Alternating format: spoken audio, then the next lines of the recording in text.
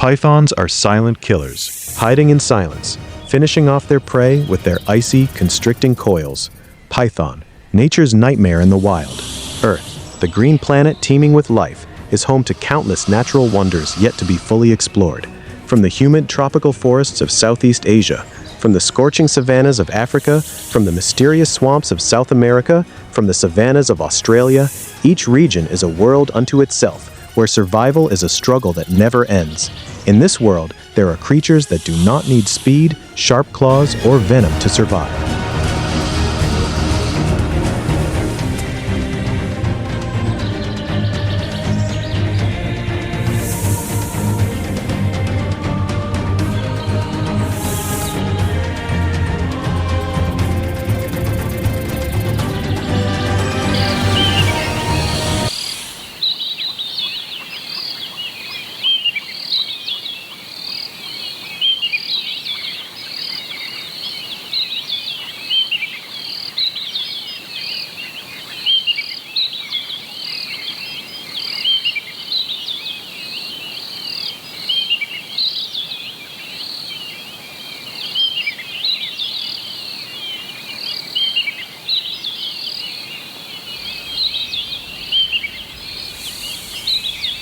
They are silent, cold, and deadly, those that squeeze fate with icy coils.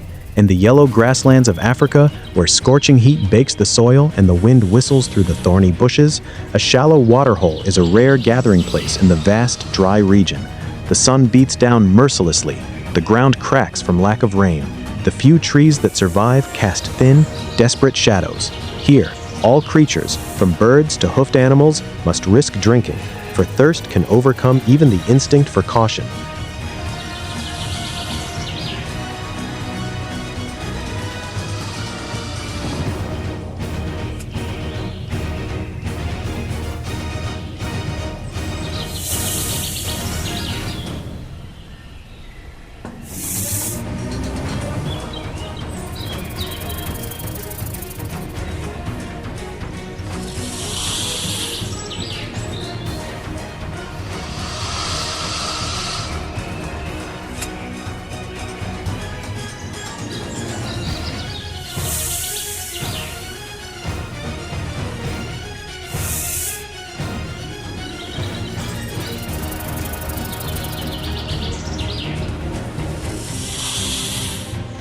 A bird will fly down, eyes darting, heart pounding.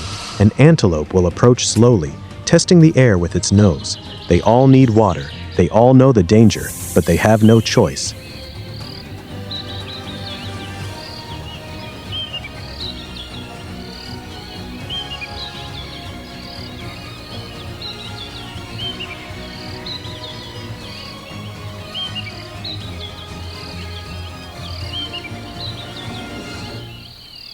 Deeper in the still muddy layer, a killer waits with absolute patience, a looping shadow motionless above the murky brown water. The African rock python, Python sabay. This is the largest python species on the continent, reaching over 6 meters in length, weighing up to 100 kilograms. Its body is thick as a man's thigh. Its muscles are like steel cables coiled beneath the skin. Its enormous body is covered in mottled brownish-gray scales, perfectly camouflaged with mud and decaying grass. From a distance, it looks like a fallen branch. From closer, it looks like a pile of mud. From any distance, it is nearly invisible. The rock python does not need to rush. It waits, it watches, and it strikes just once. That is enough to end any life.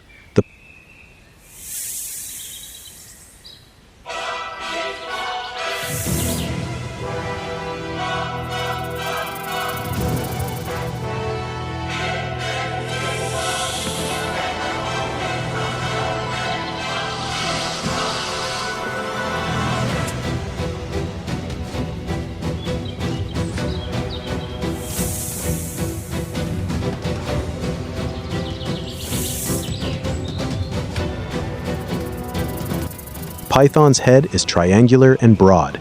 Its eyes are set high, allowing it to see above the water while its body remains hidden. Its tongue flicks in and out, tasting the air, tasting the sense of prey, of danger, of opportunity. A herd of springbok approaches, small, agile antelopes. They are cautious, but not cautious enough. Their legs are thin and quick. Their eyes are sharp. Their ears rotate constantly. But the python has been still for hours, days perhaps. It has not moved. It has not blinked. It has simply waited.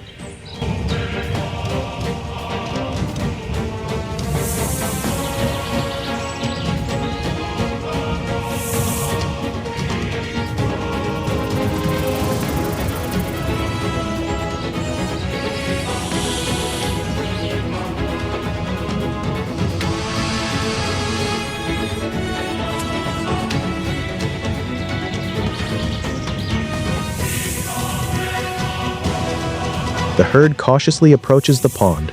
All is still calm. The lead springbok lowers its head to drink. Its tongue laps at the water. Its eyes scan the far bank. It sees nothing wrong. A calf follows its mother. It is young. It is curious. It does not yet know all the dangers of the savannah. It lowers its head, ears pricked, listening. But it is too late. Beneath the surface, an attack like a launched arrow explodes. The python shoots forward. Its mouth opens wide like a death scythe. Its jaws unhinge. Its fangs sink into the springbok's flesh. Rolling on its hind legs, it slams into the middle of the doomed antelope. The springbok's struggle creates small ripples on the surface of the water. Its legs kick.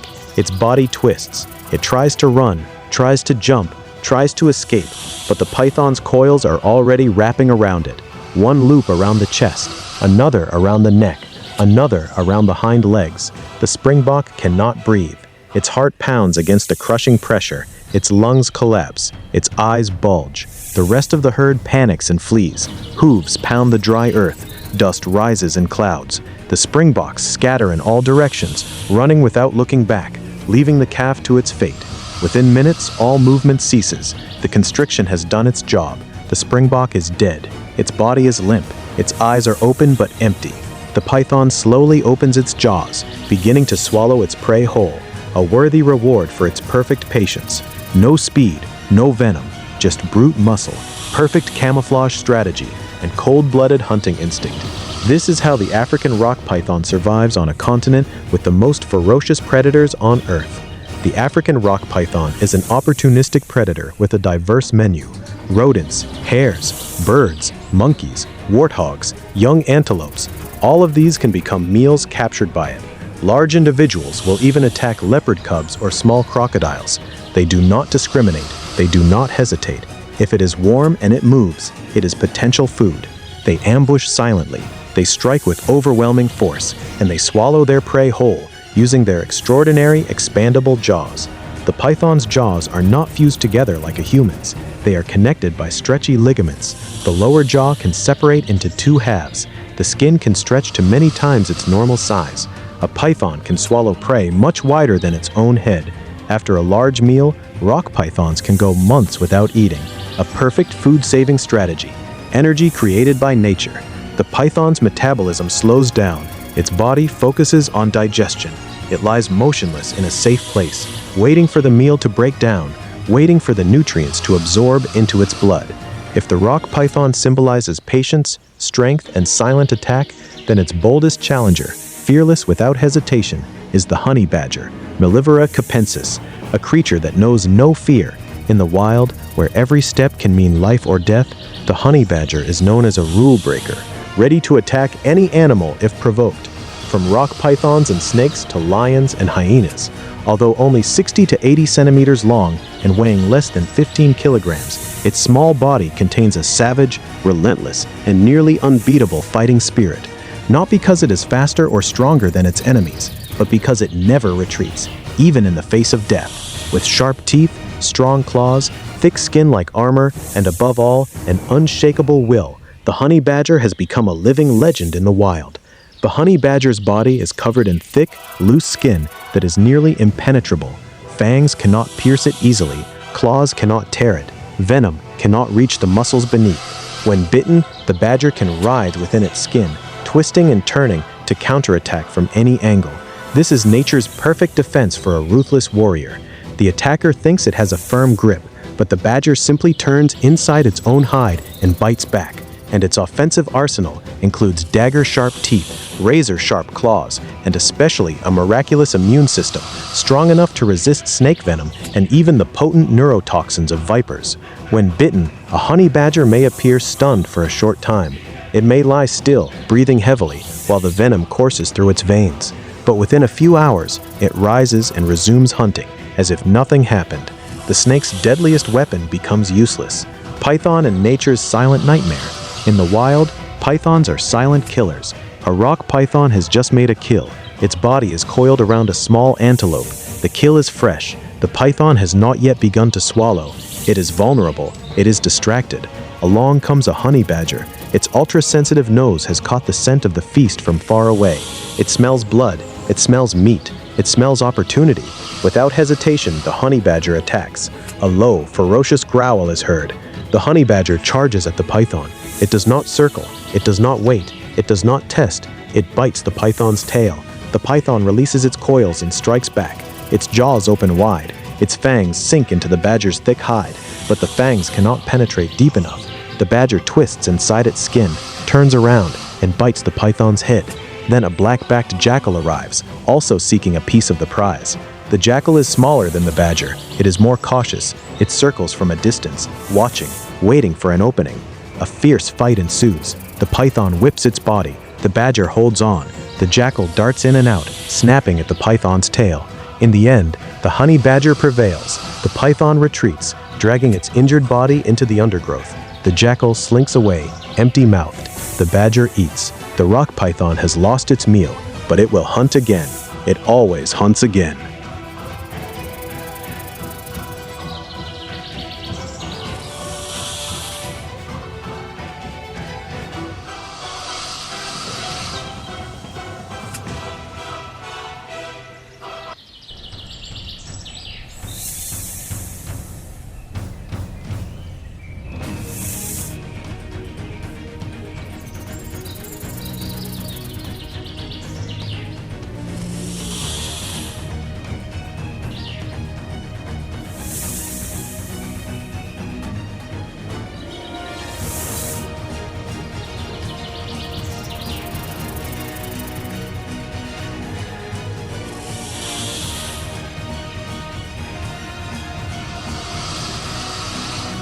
Among the dense canopy of the Southeast Asian rainforest, where light barely penetrates the layers of leaves, a long shadow glides silently along a rotten branch.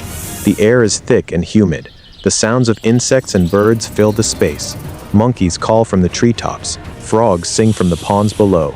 But the shadow makes no sound. Reticulated python, Python reticulatus. This is the longest snake species on the planet. Some individuals reach over 10 meters in length. That is longer than a school bus, longer than a grown giraffe is tall. Its scales gleam in a complex pattern resembling a silken net, dark diamonds outlined in gold and cream. That is why it has its poetic name. Reticulated means net-like. But behind this beauty lurks a ruthless killer. The reticulated python does not only constrict its prey, it specializes in climbing, swimming, and ambushing. It is at home in the trees. It is at home in the water. It is at home anywhere it can hide. Unlike the rock python, it is faster and more aggressive. When threatened, it does not flee. It strikes back with sharp bites that rival any predatory snake. Its teeth are long and curved, designed to hold prey while the coils tighten. The reticulated python hunts monkeys in the trees. It hunts deer at the water's edge. It hunts wild pigs in the forest. Nothing is too large. Nothing is too fast. Nothing is too dangerous. It can hang from a branch by its tail, body extended downward, waiting for prey to pass below. It can swim across rivers, head held above the surface, body moving like a wave. It can squeeze through gaps no wider than its skull. In the dense mangroves and swamps of Florida's Everglades National Park, a hidden war is underway. The invader is not an alien creature from another planet. It is a foreign resident from across the ocean.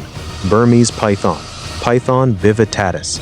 Native to Southeast Asia, Burmese pythons were imported to the United States as exotic pets. People bought them when they were small and cute.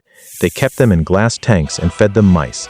But the snakes grew, and grew, and grew.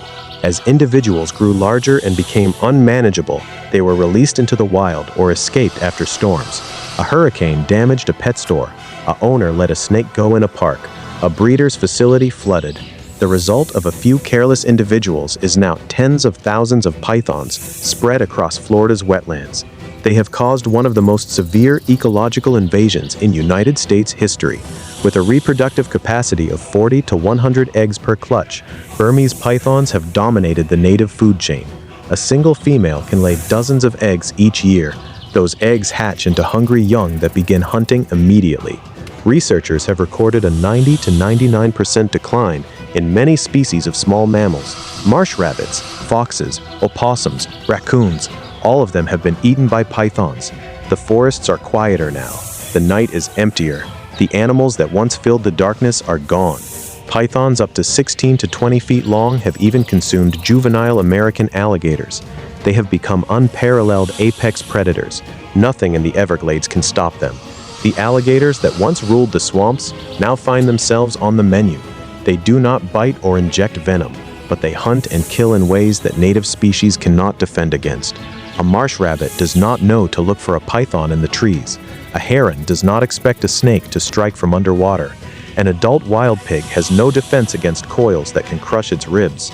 All of them can become a complete meal, swallowed whole by the python's remarkable, expandable jaws. Although humans have recognized the threat and launched capture and control campaigns, the fight against Burmese pythons remains a losing battle. The snakes are elusive. They hide in the thick marsh grass. They sink into the murky water. They disappear into burrows and hollow logs. They reproduce faster than any control effort can keep up with. For every python that is captured, 10 more are born. For every 100 removed, 1,000 remain. From exotic pet to feared symbol of biological invasion, the Burmese python has become the most alarming representation of ecological disruption in North America. In the lowland forests of Assam, northeastern India, the sound of morning mist still hangs beneath the trees. The air is cool and damp. The sun has not yet burned through the fog. A small family of pygmy pigs is foraging, Porcula sylvania. These are the smallest pigs in the world, standing less than 25 centimeters tall, weighing only 8 to 9 kilograms. Their short legs and slightly hunched backs lend a cautious charm to every movement. They snuffle through the leaf litter, rooting for tubers and insects. But what do the piglets know? Right here, inside a pile of rotting leaves, an Indian rock python has been motionless for hours, unmoving, unblinking. Its nearly 4-meter-long body is perfectly camouflaged by grayish-brown scales. It looks like part of the forest floor. A casual glance would see only leaves and shadow. A closer look would still miss the snake. The Indian python is a master ambush hunter. It often chooses places where animals frequently visit, stream banks where deer come to drink, dry creek beds where pigs travel, cool, shaded areas where prey stops to rest. When a piglet wanders away from its mother and approaches the pile of leaves, the opportunity arrives. In less than a second, lightning fast, the python lunges like a whip. Its body uncoils with explosive force. Its jaws clamp down on the piglet's head. Its coils wrap around the small body before the piglet can even squeal.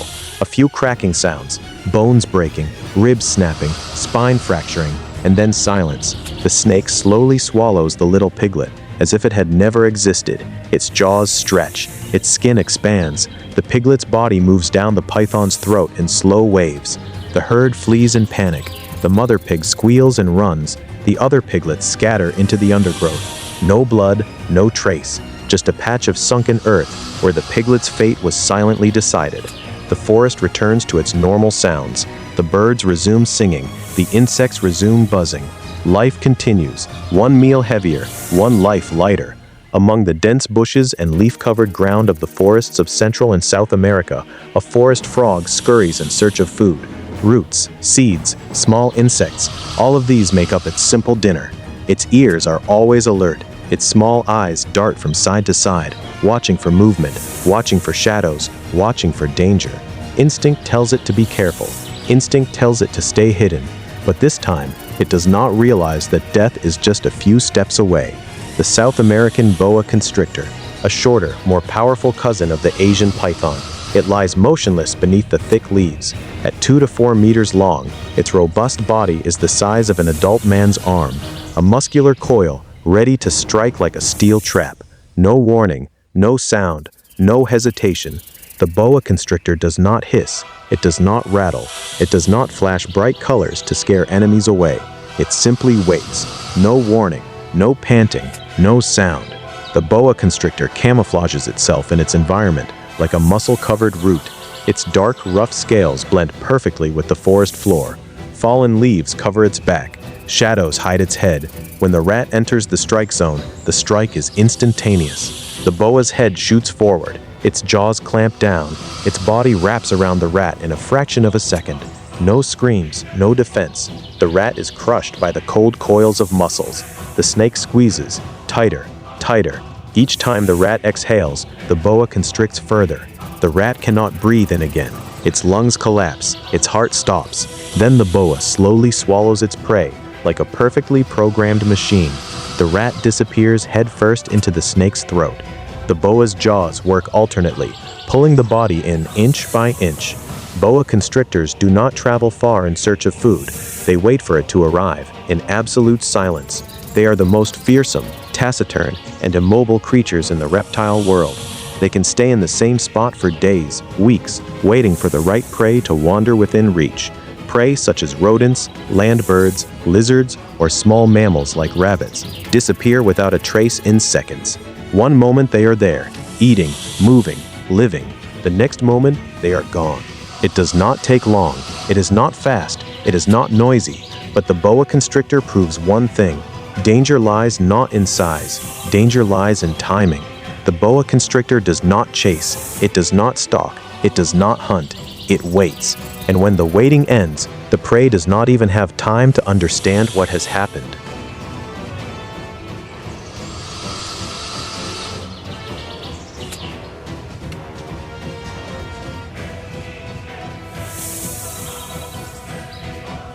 Amid the flooded swamps and tangled rivers of the Amazon, a gentle ripple glides through the water. The surface breaks and then settles. A log drifts. A shadow passes.